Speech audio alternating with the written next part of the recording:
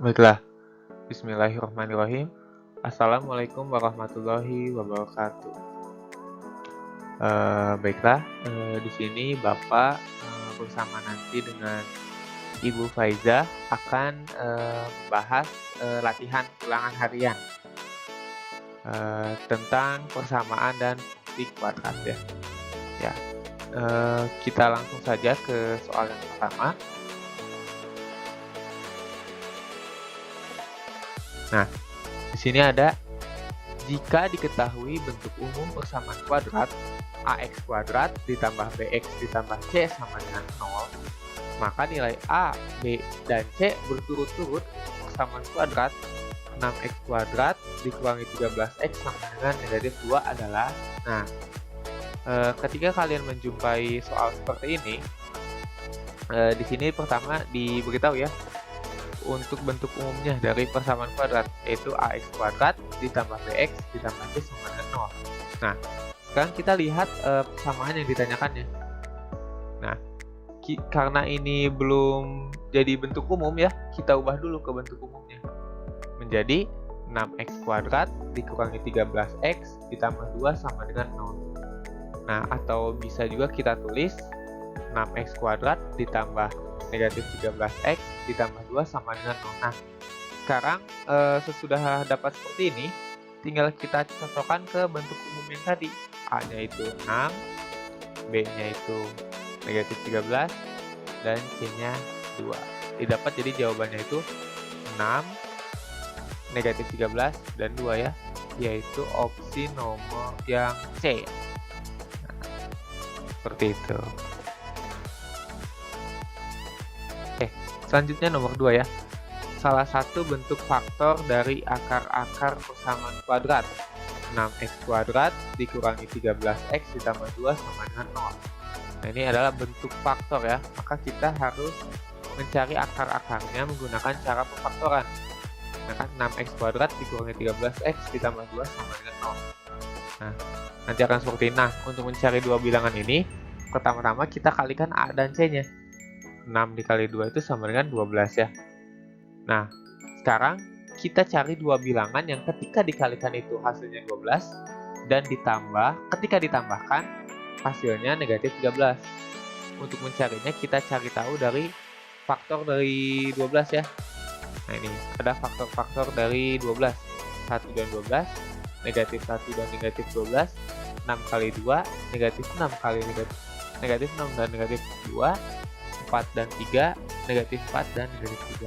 Nah, sekarang kita tambahkan untuk mencari tahu ya. 1 ditambah 12, 13 ya. Negatif 1 ditambah negatif 12, negatif 13. 6 tambah 2, 8. Negatif 6 ditambah negatif 2, negatif 8. 4 tambah 3, 7. Negatif 4 ditambah negatif 3, 7. Nah, kan yang kita cari itu ini ya, yang menghasilkan negatif 13. Nah, kita dapat nih, yaitu negatif 1 dan negatif 12. Untuk yang negatif 1 kita simpan, akan kita simpan di sini ya. Jadi negatif 1 dibagi koefisien dari yang ini. Negatif 1 dibagi 1 ya, negatif 1. Untuk yang negatif 12-nya kita simpan di sini. Jadi negatif 12 dibagi koefisien dari ini ya, dibagi 6. Nah, jadi dapat bentuk faktornya itu 6x kurangi 1 dalam kurung lagi dikali x kurangi 2 sama dengan 0. Kita cari tahu nih, ada nggak di opsi yang salah satunya bentuk faktor ini. Ada ya, yaitu 6x kurangi 1. Itu opsi yang A. Nah, seperti itu. Selanjutnya, dengan menggunakan rumus kuadratis, tentukan akar-akar dari persamaan kuadrat 4x kuadrat dikurangi 20x dikurangi 56 sama dengan 0. Di sini kita di soalnya sudah jelas ya, gunakan rumus kuadratis. Bisa dilihat opsinya juga bentuknya seperti ini semua. Maka kita harus menggunakan rumus kecap ya, atau rumus kuadratis, atau rumus ABC biasa disebutnya juga. Nah, rumus ABC itu kan x 1,2 sama dengan negatif B plus minus akar B kuadrat 4AC per 2A. Nah, B-nya itu di sini negatif 20 ya. Jadi, negatif dalam kurung negatif 20 plus minus, kita tinggal masukkan saja nilai ABC-nya. Di sini A-nya 4, C-nya negatif 56, dan B-nya negatif 20. Maka didapat ini B kuadrat jadi negatif 20 kuadrat dikurangi 4. A-nya itu 4 ya, jadi 4 kali negatif 4 kali 4. C-nya itu negatif 56 dikali negatif 56. 2 kali tadinya A-nya itu 4 ya, jadi 2 kali 4. Maka dapat negatif kali negatif jadi positif ya, jadi dapat 20 plus minus pangkat dari 20 kuadrat itu 400 ya. Ini negatif 4 kali 4 negatif 16, negatif 16 dikali negatif 56 sama dengan 896 per 2 kali 4 8 ya. Nah sekarang kita tambahkan yang dalam akarnya ya. 400 tambah 896 itu 1296 ya. Nah jadi 20 plus minus akar 1296 per 8. Akar dari 1296 ini ya 36. Jadi akar X 1,2 sama dengan 20 plus minus 36 per 8. Kalau di opsi ada di opsi yang ke A ya. Nah jadi jawaban untuk soalnya A. Oke. Bentuk kuadrat sempurna dari persamaan kuadrat 2x kuadrat dikurangi 12x tambah 3 sama dengan 0 adalah. Nah sekarang kita akan menggunakan cara melengkapkan kuadrat sempurna untuk yang ini. Kita tahu kan 2x kuadrat dikurangi 12x tambah 3 sama dengan 0. Dan syarat untuk menggunakan metode melengkapkan kuadrat sempurna, koefisien dari x kuadratnya itu harus 1 ya. Maka kita bagi persamaan ini dengan 2 agar koefisien dari x kuadratnya itu 1. Kita bagi dengan 2, maka didapat x kuadrat dikurangi 6x tambah 3 per 2 sama dengan 0. Sekarang kita bisa pindah luaskan nih 3 per 2 nya ini dan menambahkan 2 per 2 nya di koefisien x nya. Maka didapat x kuadrat dikurangi 2 per 2 kali 6x sama dengan negatif 3 per 2. Nah, kita bisa bagi ya, 6 dibagi 2 ya, jadi dapat 3. Nah, lalu kita tambahkan 3 kuadrat ya, karena didapat ini untuk nilai P-nya itu 3. Seperti cara melengkapkan kuadrat sempurna ya. Nah, kita bisa langsung ubah bentuk ini ke bentuk kuadrat sempurna. Menjadi X kurangi 3 kuadrat sama dengan 15 per 2 ya. Atau di sini opsinya jadi ini ya, B. Seperti itu. Oke. Persamaan kuadrat x kuadrat ditambah 7x ditambah 3 sama dengan 0. Mempunyai, nah ini maksudnya tuh mempunyai itu jadi mempunyai akar. Jadi mempunyai akar seperti apa?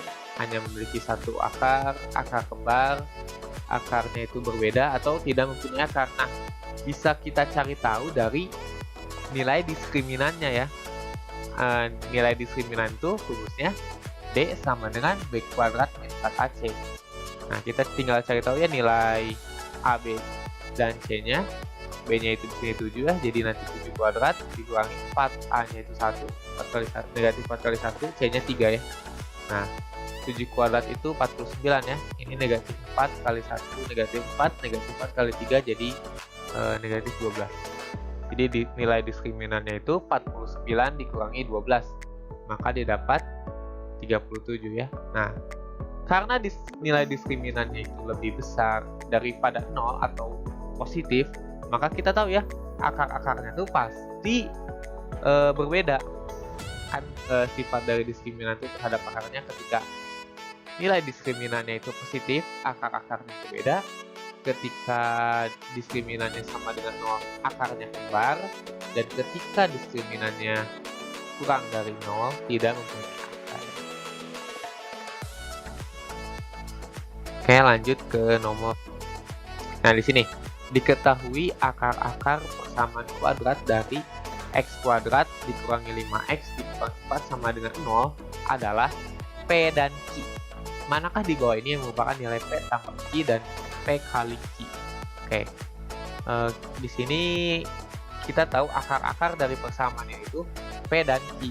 yang ditanyakan itu P tambah Q dan P kali Q ini merupakan materi tentang jumlah dan hasil kali akar-akar persamaan kuadrat ya. Kita akan menggunakan sifat di mana ketika di X1 dan X2 nya itu merupakan akar-akar persamaan kuadrat, maka berlaku X1 tambah X2 sama dengan min B per A dan X1 kali X2 sama dengan C per A. Nah, kita tinggal gunakan rumus ini saja ya. Jadi untuk P tambah Q-nya itu sama dengan negatif B per A. Di sini B-nya itu negatif 5 dan A-nya 1 ya. Min 5 per 1 sama dengan 5 ya. Untuk P kali Q-nya tinggal C per A saja ya. Jadi P kali Q sama dengan C per A sama dengan negatif 4 per 1. Didapat negatif 4. Maka nilai P tambah Q-nya itu 5 dan P kali Q-nya itu negatif 4. Yaitu ada di opsi C ya. Seperti itu. Ke nomor 7. Nah, di sini. Manakah grafik berikut yang merupakan grafik fungsi dari fx sama dengan 3x kuadrat dikurangi 8x dikurangi 2. Oke. Untuk menentukan grafik kita udah punya berbagai cara ya. Bisa kita lihat dari koefisien-koefisiennya, bisa kita gunakan tabel, atau kita bisa menggunakan ini ya, mencari tahu sumbu simetri dan titik optimumnya. Tapi untuk cara mudahnya ya, bisa kita lihat dari nilai C-nya dulu terlebih dahulu. Nilai C itu kan titik potong terhadap sumbu Y. Tapi bisa dilihat di sini opsinya itu semuanya memotong di titik C ya. Di sini C-nya itu negatif 2. Nah, semuanya memotong di sumbu Y-nya itu di negatif 2 ya, atau 0,-2. Nah, artinya masih ada 4 kemungkinan. Oke, kita persempit lagi. Mudahnya kita cari tahu dari nilai-nilai koefisien terhadap grafik. Kita lihat dari nilai A-nya. Ingat ya, ketika A-nya positif pasti grafiknya terbuka ke atas, dan A-nya negatif pasti terbuka ke bawah. Di sini kita tak jelas ya, A-nya itu positif ya, maka sudah pasti terbuka ke atas. Nah, kita bisa ini ya, eliminasi yang opsi C dan D karena mereka terbuka ke bawah, sudah pasti bukan. Nah, tersisa 2 opsi. Nah, sekarang kita lihat dari nilai B-nya. Ingat ya, ketika A-nya itu positif dan B-nya itu semakin negatif, maka grafik akan semakin menggeser ke bawah, ke kanan ya. Kalau positif ke kiri, semakin ke bawahnya. Nah, yang menggeser ke kanan tuh ini ya, opsi B. Nah, oke. Mungkin untuk nomor selanjutnya akan dilanjutkan oleh Ibu Faizah.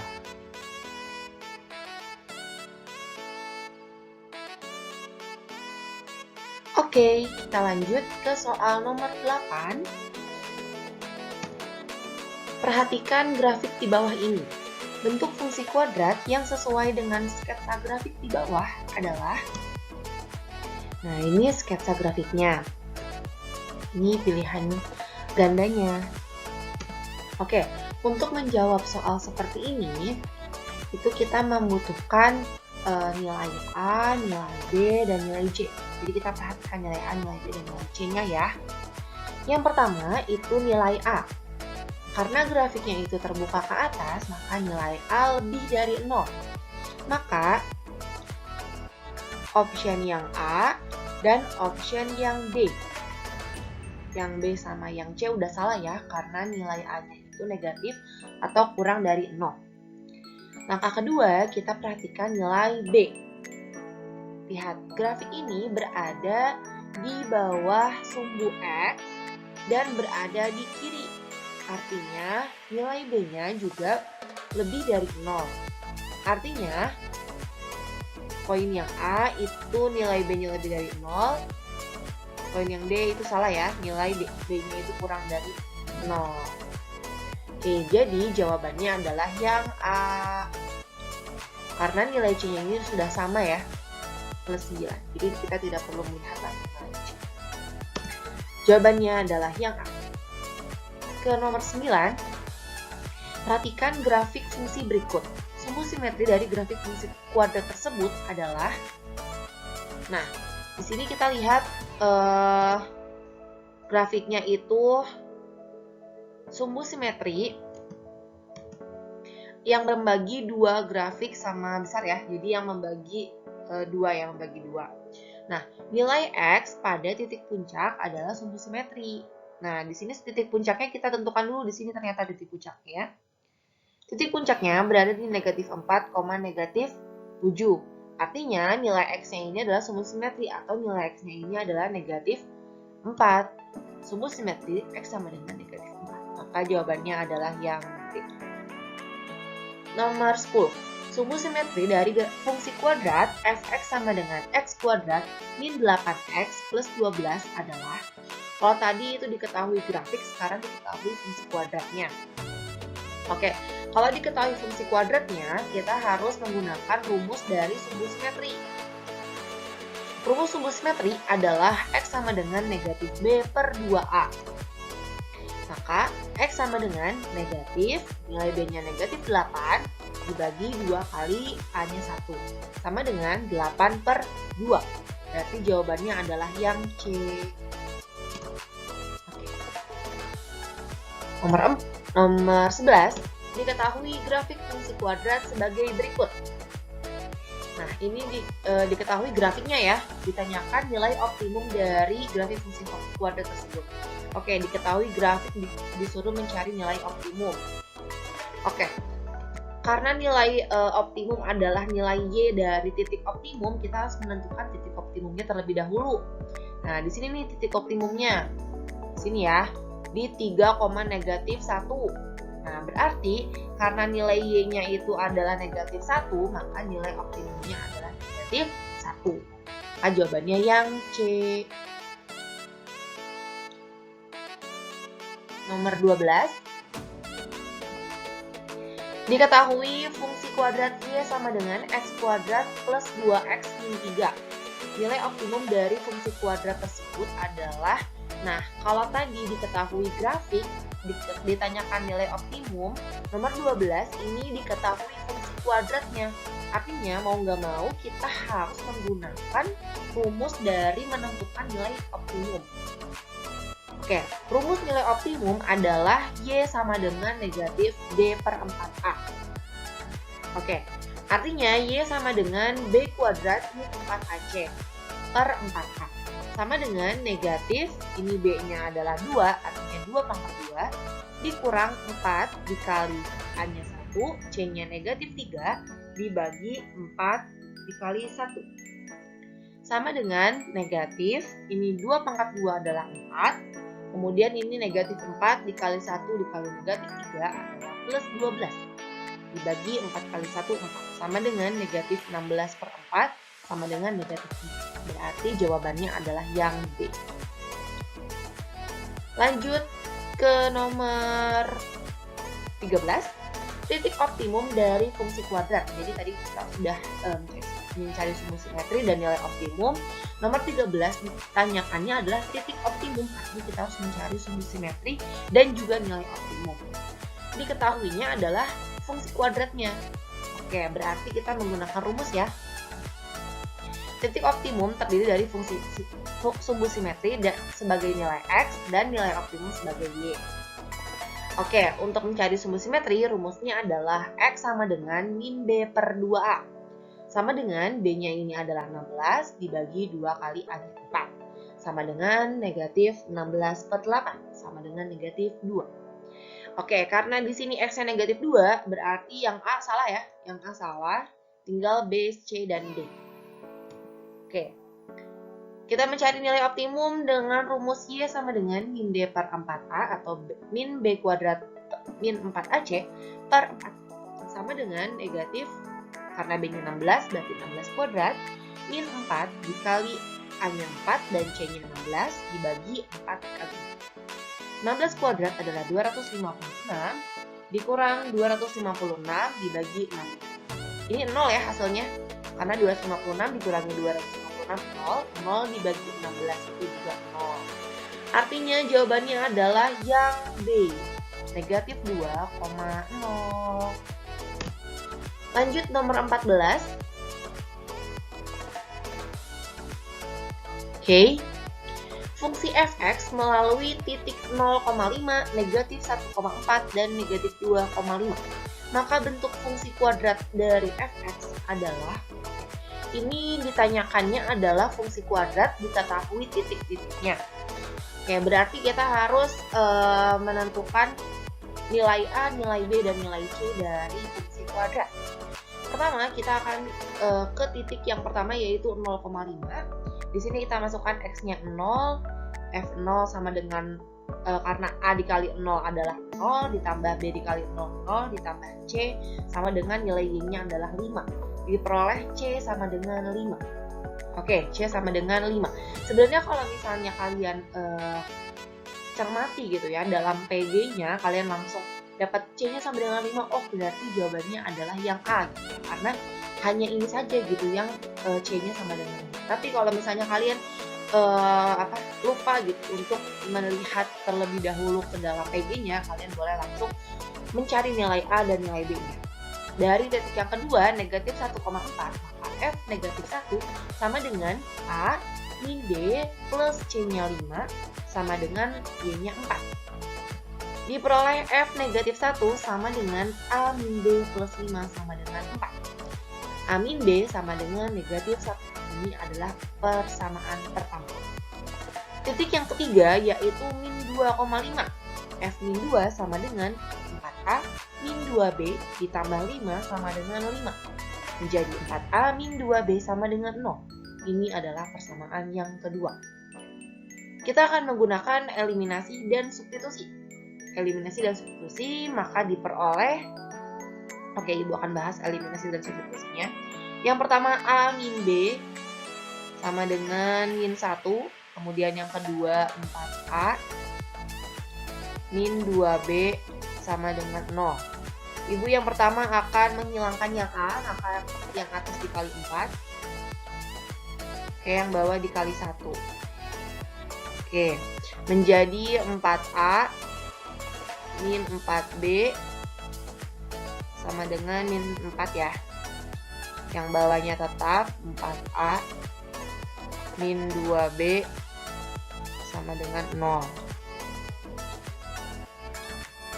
Oke, ini min 4B dikurang min 2B berarti min 2B.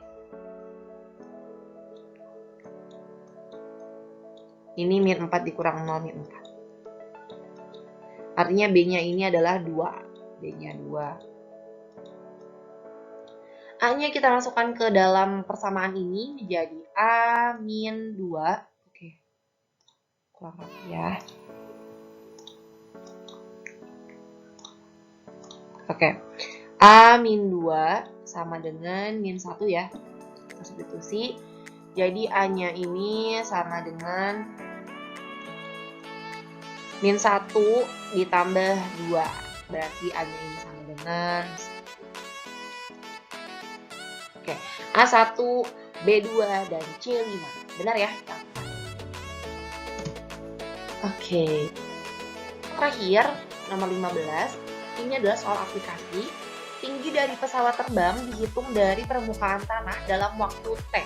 Dapat dinyatakan dalam bentuk fungsi fx sama dengan negatif 18T kuadrat ditambah 120T dikurang 92. Maka tinggi maksimum yang dapat dicapai oleh pesawat terbang tersebut adalah, oke, ini adalah soal aplikasi. Jawabannya itu adalah menggunakan nilai optimum.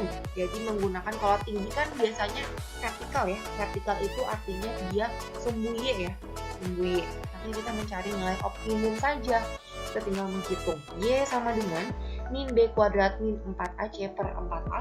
Itu sama dengan min B-nya 120 kuadrat min 4 dikali A-nya negatif 18, C-nya negatif 92 dibagi 4 dikali negatif 18. Sama dengan negatif ini 120 kuadrat adalah 14.400 dikurang, ini perkalian aja ya matematika, tinggal ngitung-ngitung aja gitu ya, diperoleh hasilnya 108.